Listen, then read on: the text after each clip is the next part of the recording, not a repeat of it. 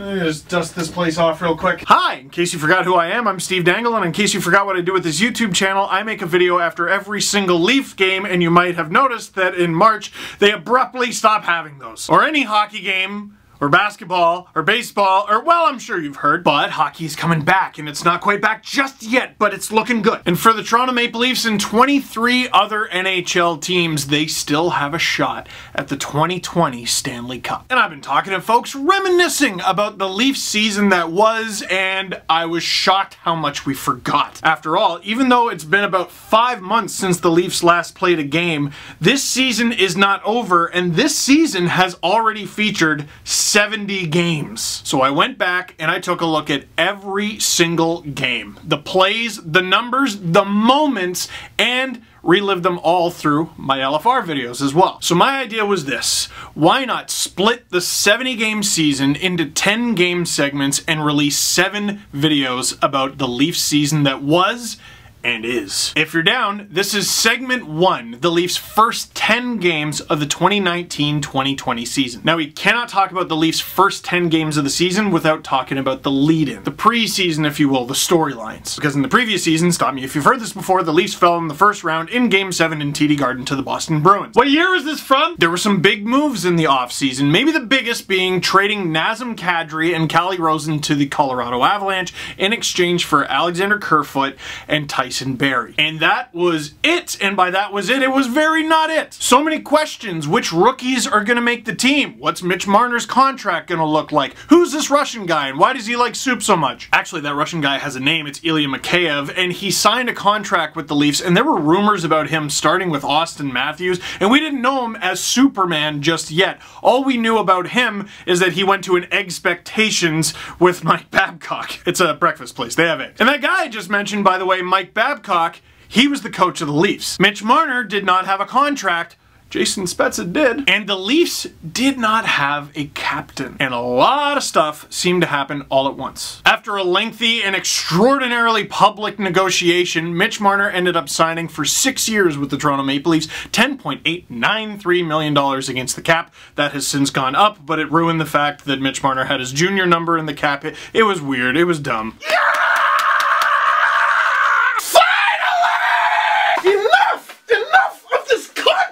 I'm sorry, Cujo. But whatever, it's all over. He's a good hockey player, and he's going to be a good hockey player for the Toronto Maple Leafs for the next half dozen years. Hooray! And also, it sounds like Austin Matthews is about to be named captain. But as it turns out, he had a disorderly conduct charge that actually happened in May, and he had neglected to tell the Leafs that for several months. The Leafs said it didn't affect their decision, but finally, it's time to play hockey. Rasmus Sandin makes the opening night lineup.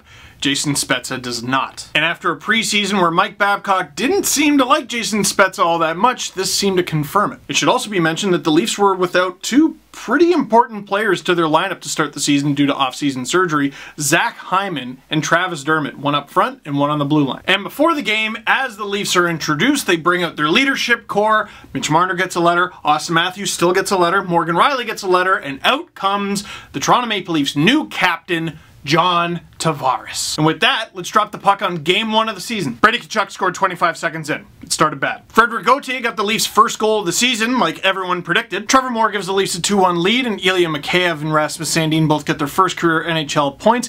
Scott Sabourin gets his first NHL goal and actually leads Austin Matthews in goals for about a few minutes. Matthews responded by immediately scoring 2 goals of his own, one of which was a beautiful feed from William Nylander that looked an awful lot like one of his goals from the 4-goal game debut he had against Ottawa. Ilya Mikheyev scores his first goal as a Leaf and first goal in the NHL. Leafs win the game 5-3, and afterward, Ilya Mikheyev talked about liking soup, and it changed his life forever. He got the nickname Soup or Superman. He got a soup sponsorship because Leafs. Hey, did you see the Leafs game last night? Yes, I did! And they won! Always important to warm up there, kids. Leafs win! God, I love doing that. Victory, puppies, boys, they did it! Operation Get making you Charlie nice and fat! I love you, boys! Let's do this 82 times! Game 2, on the road against Columbus, the first half of a back-to-back. Already with a back-to-back. Mitch Marner got a pair of goals in this one, Austin Matthews got another, and Cody Ceci with his first, and so far, only goal as a member of the Toronto Maple Leafs. The Leafs, of course, winning that game 4-1. They're chugging. This was the Leafs power play, the entire thing. You ready? Puck goes to Riley off the faceoff. Riley to Matthews, back to Riley. Riley to Marner, Marner to Tavares, back to Marner. Goal. One more time off the faceoff. Puck to Riley, Riley to Matthews, back to Riley, Riley to Marner, Marner to Tavares, Tavares back to Riley. Goal. 7 seconds that thing took. Game 3 is at home against the Montreal Canadiens, their first Hockey Night in Canada game of the season, and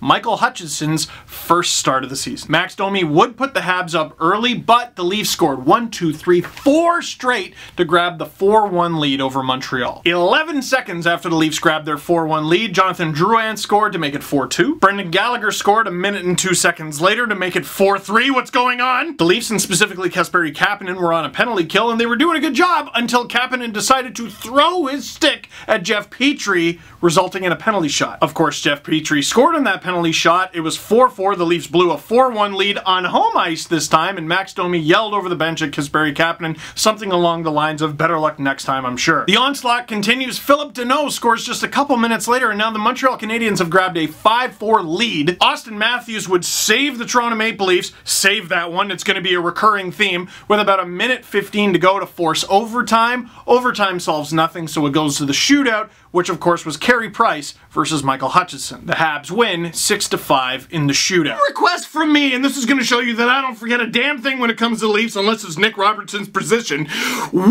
Why is it that the Toronto Maple Leafs ruin all the most givable moments of Austin Matthews' career? Why? That goal where he goes like this, where he points at the net, they lost. Matthews looking at the back of Scott Sabourin's jersey, you let that guy score you? He had 4 goals in the American League last year. Matthews gets what should be the game-winning goal against the Blackhawks. He gives them a little bit of this. Garrett Sparks gives up the game-tying goal negative 4 seconds later. Matthews scored 4 goals in his first game and you lost! And in a game where the Leafs had a 3-goal lead, they were up 4-1. Matthews somehow managed to tie the game twice, and you blew it? Do you understand? Do you? What a way. Kerfoot with the goal. Trevor Morlett's fantastic. William Nylander scored. You would have begged for that last year. Michael Hutchinson was stopping hockey pucks. That was nice. The defense held the Habs to no shots for like 10 minutes for a while. And again, I've said this how many times? The Leafs with the early season traumatic defensive performance. Game 4, chance of redemption. The Leafs host the Stanley Cup champion St. Louis Blues. The Blues are up 1-0 in the second period when the Leafs score 2 goals 24 seconds apart. Just like you'd expect, Freddie Gauthier and William Nylander. Unfortunately, Braden Shen would tie it at 2s just before the third period began. Blues captain Alex Pietrangelo sneaks one by Frederik Andersen to give the Blues the 3-2 lead, a lead they would not relent.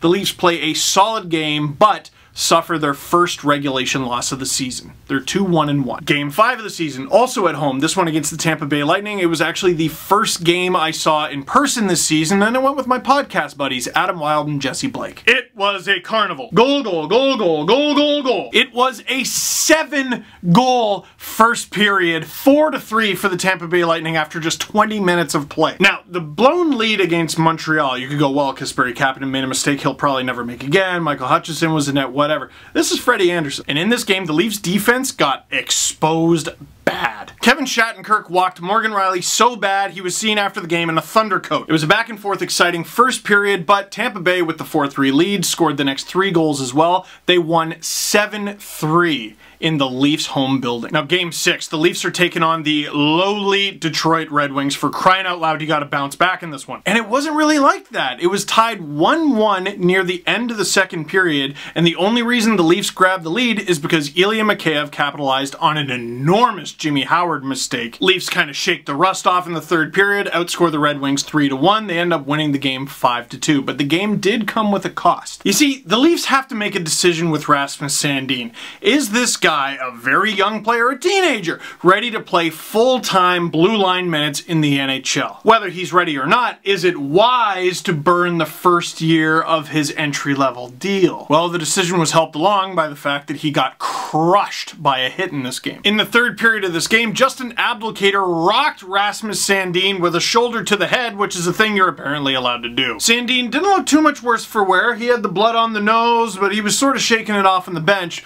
But it made a lot of Leaf fans, and obviously people in Leaf management, uncomfortable. For what it's worth, Rasmus Sandin has 8 points in 28 games, Justin Abdelkader has 3 in 49, and Rasmus Sandin is winning the goal-scoring race there with 1. And I should mention that Rasmus Sandin was sent down. But hold that thought. This fan base has had such a miserable time for so long. Last season was awful. Last season was miserable. And people keep talking about how they're 500 since last December. I know! It felt worse! But between the Nylander saga and then everyone getting hurt and then them giving us damn hope against the Bruins and then this past summer with Marner and all that, the games finally start, they lose 3 straight and we crumble. So you know what?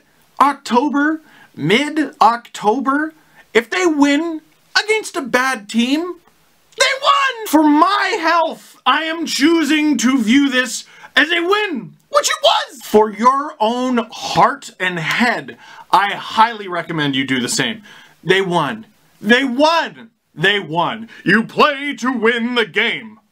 Hello? 7th game of the season, the Leafs playing host to the Minnesota Wild. Luke Kunin has the Wild up 1-0 after 1. Oh no! The second period, the Leafs exploded. John Tavares, Mitch Marner, Andreas Johnsson, and Auston Matthews with his 7th goal of the season in 7 games. He was still on a goal-a-game pace. Leafs up 4-1. With just over a minute to go in the game, Gerald Mayhew scores his first NHL goal. It was a feel-good moment, but the Minnesota Wild fall 4-2 to the Leafs. The Leafs' 8th game of the season would be a costly one. They take on the Washington Capitals in Washington, and the game actually starts off pretty well. Kasperi Kapanen finally scores his first goal of the season after having a 20-goal campaign just the season before, and Ilya Mikheyev, with his 3rd of the season, puts the Leafs up 2-0. Jakub Vrana would score with about a minute left in the first period, but the Leafs still carry the lead into the second on the road. And it should be mentioned that Michael Hutchison was playing in this game. And this would be a theme with him. For huge swaths of the game, for 90% of the game, he'd be solid. But he'd have these moments where you remove one Jenga piece and it's over, Johnny. Evgeny Kuznetsov ties the game 2-2, 5 minutes and 7 seconds into the second. TJ Oshie puts the Caps up 11 seconds later. Just over a minute later, Caps with the power play. The Leafs weren't doing Hutch any favors either. John Carlson scores. All of a sudden, the Caps score 3 quick ones. They're up 4-2. The Leafs would only score once more in this game. It was with about 2.5 minutes to go. It was from John Tavares, made more impressive by the fact that he did it with a broken finger. By the way, he had a broken finger. As a result, the Leafs would be without their captain for the next 7 games. Oh, and the Leafs lose 4-3. The Leafs' 9th game of the season. This was a great example of they don't ask how, they ask how many. Shockingly similar start. A Leaf opens the scoring by getting their first of the season. This time it was Morgan Rielly. The second goal scorer, a Leaf rookie. This one being Dmytro Timashov with his first career NHL goal. A snipe in this one. But, of course, the Leafs surrender a goal with about a minute to go. Actually, this one was less than a minute to go, and they take a 2-1 lead into intermission. And it was Jake DeBrusk. A minute 36 into the second period, the Bruins tie it. Danton Heinen. How many multi-goal leads have the Leafs surrendered already? We're not even 10 games deep. Alexander Kerfoot would put the Leafs back up 1 a minute and 1 second later with his 3rd as a Leaf, but David Pastrnak with his 9th of the season already ties it at 3s heading into the 3rd. And there were no goals in the 3rd period. The game goes to overtime, and it was awfully fortunate that the game went to overtime because the Leafs were getting thumped. They were getting outshot 45-27 by the Bruins at that point. But in overtime, the trio of Auston Matthews, Mitch Marner, and Morgan Rielly get it done. Marner with his 8th assist of the season already, and Morgan Rielly, his 2nd goal of the game, 2nd goal of the season, is the overtime winner.